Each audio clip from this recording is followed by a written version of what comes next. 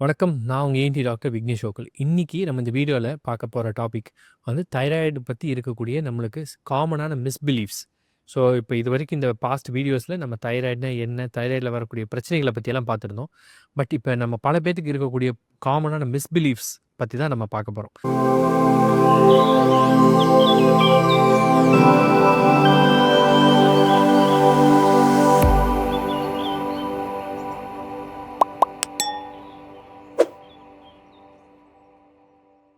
Okay. இதில number 1 பார்த்தீங்கன்னா, பல பேர் வந்து எனக்கு தைராய்டுல ஒரு கட்டி இருந்தாலே அது கேன்சர் அப்படின்னு சொல்லி முடிவு பண்ணிருவாங்க.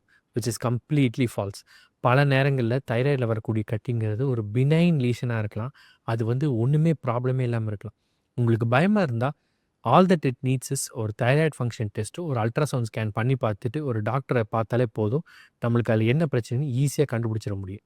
ஓகே. ஸோ அடுத்தது எல்லாத்துக்கும் இருக்கிற ஒரு காமனான மிஸ்பிலீஃப், எனக்கு தைராய்டு கேன்சர் வந்துருச்சுன்னா, அதை வந்து என்னால குணப்படுத்த முடியாது அப்படின்னு. நம்ம முந்தின வீடியோலயே சொன்ன மாரி, thyroid cancer is got a very good prognosis. அந்த தைராய்டு கேன்சர்லயே ஒரே ஒரு டைப் ஆஃப் கேன்சர் மட்டும் தான் it has got a poor prognosis. அதாவது that is less then 2%. So 100 பேருக்கு தைராய்டு கேன்சர் வருதுன்னா, ஆல்மோஸ்ட் அதில 98% நம்மளால நல்லாவே குணப்படுத்திட முடியும். அந்த 2% தான் இது. So which means it's God a very good prognosis. Okay. அடுத்த காமனா எல்லாரும் இது பண்றது, இது விமென்னுக்கு மட்டும் தான் இது காமனா அஃபெக்ட் ஆகும். அதாவது விமென்னுக்கு மட்டும் தான் அஃபெக்ட் ஆகுங்கிறது உண்மை இல்ல. Women are more commonly affected by thyroid ப்ராப்ளம்ஸ்ங்கிறது உண்மை. பட் அதுக்கான மென் இட் டசன்ட் மீன் நம்ம மென்னுக்கு வந்து அஃபெக்டே ஆகாது அப்படிங்கிறது உண்மை கிடையாது. Women R more commonly affected but men are also affected. இந்த மாரி இந்த தைராய்டு ப்ராப்ளம்ஸ்லாம் பெரியவங்களுக்கு மட்டும் தான் வரும். குழந்தைங்களுக்கு வராது அப்படிங்கிறது கூட அது இல்லவே இல்ல. குழந்தைங்கள இன்ஃபேக்ட் பொறந்த குழந்தைக்கு கூட கன்ஜெனிட்டல் ஹைப்போதைராய்டிசம் அப்படின்னு சொல்லுவோம். அந்த பொறந்த குழந்தைக்கே வந்து தைராய்டு கிளாண்ட் ஒழுங்கா டெவலப் ஆகாம இருக்கலாம். அவங்களுக்கு இந்த தைராய்டு ஹார்மோன் ஒழுங்கா சுரக்காம இருக்கலாம். அப்படி இருந்தா அவங்களுக்கு நம்ம அதைய கண்டுபிடிச்சு தைராய்டு ஹார்மோன் சப்ளிமெண்ட் குடுக்குறதுங்கிறது ரொம்பவே எசென்ஷியல். ஏன்னா நம்ம முன்னாடியே பார்த்துருக்கோம். தைராய்டு ஹார்மோன் வந்து ப்ராப்பரான லெவல்ஸ்ல இருந்தா மட்டும் தான் அந்த குழந்தையோட டெவலப்மெண்ட்ங்கிறது ப்ராப்பரா இருக்கும். ஓகே. அப்புறம் நம்ம ஊர்ல பல பேத்துக்கு இருக்கிற இன்னொரு காமனான ஒரு பயம், நம்மளுக்கு பிரெக்னன்சி அப்போ போய் தைராய்டு ஹார்மோன் எடுக்கலாமா? தைராய்டு ஹார்மோன் டேப்லெட் எடுத்தா பிரெக்னன்சி அப்போ ஏதாவது பயம் வந்துருமான்னு? பிரெக்னன்சி அப்போ உங்களுக்கு ஹைப்போதைராய்டிசம் இருந்தால், உங்க டாக்டர் உங்கள எடுக்க சொல்லியிருக்காருன்னா, நீங்க தைராய்டு ஹார்மோன் எடுக்கிறது ரொம்ப, ரொம்ப, ரொம்ப அவசியம். ஏன்னு பார்த்தா, தைராய்டு ஹார்மோன் இருந்தால் மட்டும் தான், உங்க குழந்தைக்கு அந்த first 20 weeks of brain development அப்படிங்கிறது, அம்மாவோட பிளட்ல இருக்கிற தைராய்டு ஹார்மோன் மூலமா தான் நடக்கப் போகுது.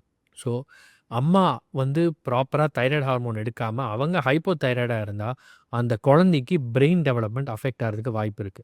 ஸோ, நீங்க உங்க குழந்தைக்கு என்ன வேணாலும் சொத்து சேர்த்து வைக்கலாம். பட் அந்த பிரெயின் டெவலப்மென்ட் அப்படிங்கிறது ஒழுங்கா இல்லைன்னா, அவங்க வாழ்க்கை ஃபுல்லா அது ஒரு ப்ராப்ளம் தான். ஸோ, நீங்க கண்டிப்பா பிரெக்னன்ட்டா இருந்தாலும் தைராய்டு ஹார்மோன் எடுக்கிறது கம்ப்ளீட்லி சேஃப். ஓகே. அப்புறம் இன்னொன்னு, நம்ம பல பேர் வந்து ஓகே. எனக்கு பாஸ்ட் ஒரு 4, 5 வருஷமா இந்த டிஎஸ்ஹெச் லெவல்லாம் நார்மலா தான் சார் இருக்கு. எனக்கு மாத்திரை ஒண்ணும் டோஸ் மாத்தவே இல்ல. எனக்கு சிம்ப்டம்ஸ் ஒண்ணுமே இல்ல. அப்படின்னா நான் இனிமேல் எது தைராய்டு எடுக்க வேண்டாம்னு சொல்லிட்டு அவங்களே குறைச்சிருவாங்க. ஒண்ணா டெய்லி எடுக்கிற தைராய்ட 1 நாள் விட்டு 1 நாள் எடுப்பாங்க. இல்ல வாரத்துக்கு 2 நாளு, 3 நாளு, இல்ல மொத்தமாவே நிறுத்திருவாங்க. கேட்டா எனக்கு ஒண்ணுமே சிம்ப்டம்ஸ் இல்ல நல்லா தான் இருக்குன்னு. ஆனா ஒரு விஷயம் புரிஞ்சுக்க வேண்டியது என்னன்னா, அந்த தைராய்டு ஹார்மோன் டேப்லெட் எடுக்கிறதுனால மட்டும் தான் இந்த சிம்ப்டம்ஸ் இல்லாம அந்த பிளட் எல்லாம் வந்து நார்மல் லெவல்ஸ்ல இருக்கு. இதைய நம்ம ப்ராப்பரா டெஸ்ட் பண்ணாம அப்படியே அப்ரப்ட்டா நிறுத்தினால், அது திருப்பியும் ப்ராப்ளம் வர்றதுக்கு வாய்ப்புகள் ரொம்பவே அதிகம். ஸோ என்னைக்குமே தைராய்டு ஹார்மோன் டேப்லெட் வந்து நம்மளே டிசைட் பண்ணி நிறுத்தக்கூடாது. பிளட் டெஸ்ட் பண்ணி பார்த்துட்டு, நம்மளுக்கு நார்மல் ஆக ஆரம்பிக்குதுன்னா, அதை படிப்படியா தான் குறைச்சு நம்ம நிறுத்தணும். பல பேர் வந்து நம்மளுக்கு இந்த தைராய்டு ப்ராப்ளம் இருக்குன்னா, ஹைப்போதைராய்டிசம் இருக்குன்னா, அதுக்கு அயோடின் சப்ளிமெண்ட் நம்ம கண்டிப்பா எடுக்கணும் அப்படிங்கிறது. ஸோ இந்த அயோடின் சப்ளிமெண்ட்ஸ் வந்து ஹைப்போதைராய்டா இருக்கவங்கலாம் அயோடின் சப்ளிமெண்ட்ஸ் எடுக்கணுங்கிறது கண்டிப்பா அவசியம் கிடையாது. ஏன்னா, பல நேரங்கள்ல வந்து நம்மளுக்கு உடம்புல தேவைப்படுற அயோடின் வந்து நம்ம டயட்ல ஆல்ரெடி எடுத்துக்கிட்டு தான் இருப்போம். இன்ஃபாக்ட் நம்மளுக்கு அடல்ட்ஸுக்கு வந்து ஒரு 150 மில்லிகிராம் 150 மைக்ரோகிராம் ஆஃப் அயோடினும், பிரெக்னன்ட் அண்ட் பிரெஸ்ட் ஃபீடிங் விமெனுக்கு ஒரு 270 மைக்ரோகிராம் ஆஃப் அயோடின் தான் தேவை. இது வந்து நம்ம ப்ராப்பரா அயோடைஸ் சால்ட்டோ, மில்க்கோ, எக்கோ எடுத்தாலே நம்மளுக்கு ஈஸியா கிடைச்சிரும். ஸோ, அதனால அயோடின் சப்ளிமெண்ட்ஸ் அப்படிங்கிறது நம்மளுக்கு பல நேரங்கள்ல தேவைப்படுறது கிடையாது. தைராய்டு ஹைப்போதைராய்டா இருக்கிறதுக்கான மெயின் ரீசன், அந்த பாடி வந்து அந்த தைராய்டு அந்த இருக்கிற அயோடின வச்சு ப்ராப்பரா தைராய்டு ஹார்மோன்ஸ சுரக்க வைக்க முடியலைங்கிறது தான் ப்ராப்ளம தவிர்த்து, அயோடின் கம்மியா இருக்குங்கிறது மெனி எ டைம்ஸ் அது ப்ராப்ளம் கிடையாது.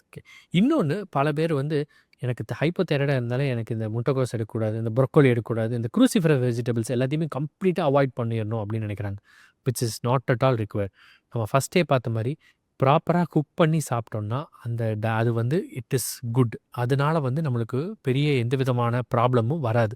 யாருக்கு இது ப்ராப்ளம் வர வாய்ப்பு இருக்குன்னா, அவங்க வந்து ராவா குக் பண்ணாம நெறைய சாப்பிடுறாங்க அப்படின்னா மட்டும் தான் அது ப்ராப்ளம். நம்ம ஊர்ல யாருமே வந்து முட்டைக்கோஸ் மட்டுமே தினமும் சாப்பிட்டு இருக்க போறது கிடையாது. ஸோ, அதனால அந்த மாரி அதை வந்து நம்ம டயட்ல டோட்டலா அவாய்ட் பண்ணணும் அப்படிங்கிற அவசியம் கிடையாது. அண்ட் இன்னொன்னு ரொம்ப பல பேத்துக்கு இருக்கக்கூடிய ஒரு பயம் என்னன்னா, இன்ஃப அவங்க ஹைப்போதைராய்டா இருந்தா அவங்களால பிரெக்னன்ட் ஆக முடியாது அப்படிங்கிறது.